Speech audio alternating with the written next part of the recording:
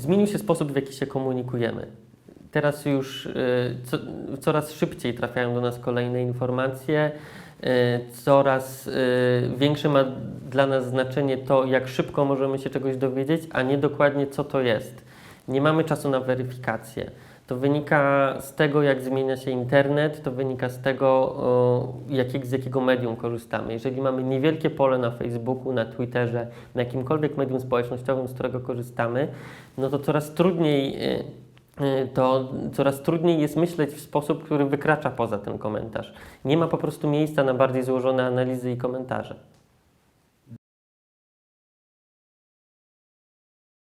Nazywam się Ola Kaczorek i jestem ze Stowarzyszenia Miłość Nie Wyklucza. To jest stowarzyszenie, które działa na rzecz równości małżeńskiej w Polsce. Chcemy, żeby wszystkie pary, które chcą wziąć ślub, mogły ten ślub wziąć. W naszej działalności niestety bardzo często się spotykamy z fake newsami, z fałszywymi informacjami, z wręcz kłamstwami, mówiąc wprost. Spotykamy się nie tylko podczas rozmów twarzą w twarz, ale też przede wszystkim chyba w internecie.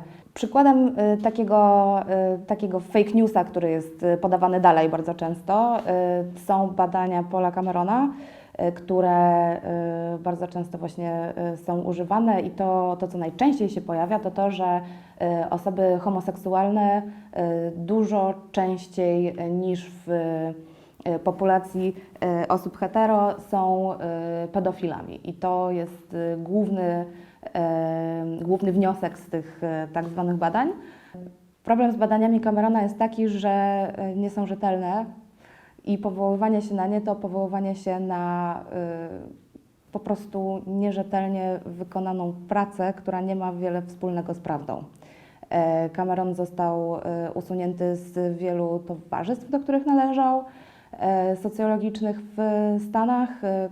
Jakieś towarzystwo w Kanadzie podało go do sądu za wykorzystanie ich danych w taki sposób, żeby je zmanipulować i udowodnić tezę, którą badacz miał przed analizą tych badań. To jest rzecz, której się po prostu nie robi. Niejednokrotnie zostało udowodnione, że próba przyjęta przez niego też zupełnie nie jest reprezentatywna. To wszystko stoi na bardzo cienkich nogach i wszystkie te badania już dawno zostały wyprostowane, wytłumaczone, co w nich jest nie tak, dlaczego to nie jest prawda. Natomiast w Polsce badania Camerona się mają świetnie. Cameron zostaje cały czas zapraszany do Sejmu na wykłady, ma różne konferencje i to jest informacja, którą wiele osób w Polsce cały czas podaje dalej i przetwarza i twierdzi, że jak najbardziej to wszystko jest prawda, więc to jest coś, z czym musimy, mam wrażenie, bardzo często walczyć. Celem takiej propagandy jest to, żeby wzbudzić u nas określone uczucia. Przede wszystkim będzie chodziło o nienawiść albo o pogardę.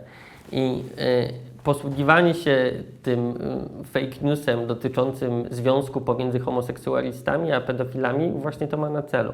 Przecież każdy z nas nienawidzi pedofilów, tak? I to jest naturalne uczucie, które mają u sobie ludzie. W związku z tym przypisanie cechy, której ludzie nienawidzą, jakiejś całej grupie społecznej, na przykład osobom LGBT, ma taki charakter nawoływania do nienawiści wobec tych osób. I tak trzeba na to spojrzeć. Wreszcie mówimy też o tym, że wprowadza się wtedy taki podział my kontra oni. Tak? Czyli po jednej stronie jesteśmy my, osoby, które mają te, w cudzysłowie, normalne rodziny, a po drugiej stronie jest w roli tego zagrożenia dla tej naszej rodziny, która jest przecież dla nas najwyższą wartością, są osoby LGBT, które mają być przez tak zarysowaną propagandę wykluczone po prostu poza nawias społeczeństwa.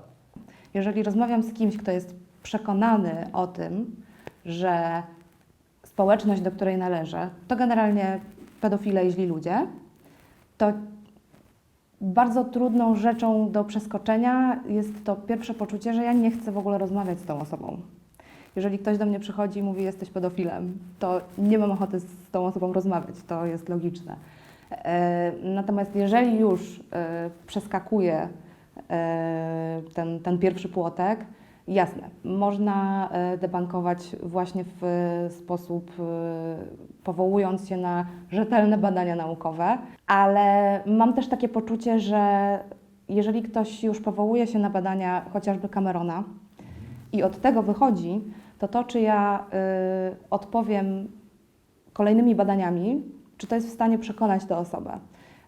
Mam wątpliwości, dlatego mam też strategię, w której po prostu trochę odwracam tę narrację i trochę odwracam sposób rozmowy i poza podawaniem rzetelnych źródeł, bo nie mogę tego akurat się pozbyć, mówię też trochę innym językiem, mówię o wartościach, o sobie, o tym, kim ja jestem, o tym, jak ja się czuję, kiedy słyszę tego typu rzeczy kierowane w moją stronę.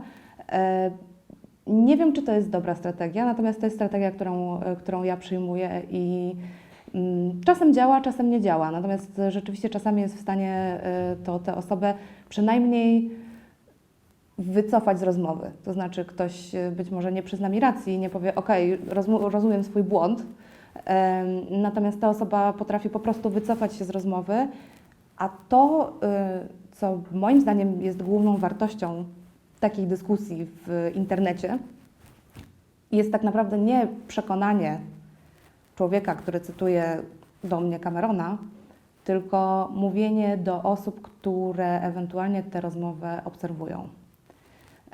I to są osoby, których nie widać i których nie słychać, natomiast zawsze mam z tyłu głowy myśl, że są osoby, które po prostu tę dyskusję obserwują i są w stanie też wyciągnąć swoje wnioski. Co należy zrobić z fake newsami? Uważam, że podstawową instytucją, która powinna być zaangażowana w takie sprawy, jest policja. Te treści mają zwykle charakter przestępczy, więc policja jest najbardziej odpowiednią instytucją, żeby prowadzić swoje dochodzenie i śledztwo w tej sprawie. Dla policji ważne są też także informacje, które niekoniecznie mają charakter przestępstwa, ale mogą pozwolić jej lepiej wywiązywać się ze swoich zadań. Możemy też z taką treścią zwrócić się do administratora strony internetowej czy portalu społecznościowego, na którym się znajdujemy. Każda z osób, która tworzy swoje miejsce w internecie, powinna zadbać o to, żeby po prostu był tam porządek i treści o charakterze mowy nienawiści czy ekstremistycznej propagandy nie powinny się tam znajdować.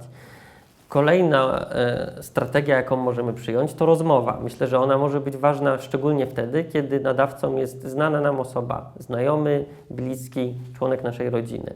Wtedy myślę, że dyskusja jest bardzo ważna, bo człowiek zupełnie inaczej patrzy na argumenty podawane przez kogoś bliskiego niż przez zupełnie obcą mu osobę.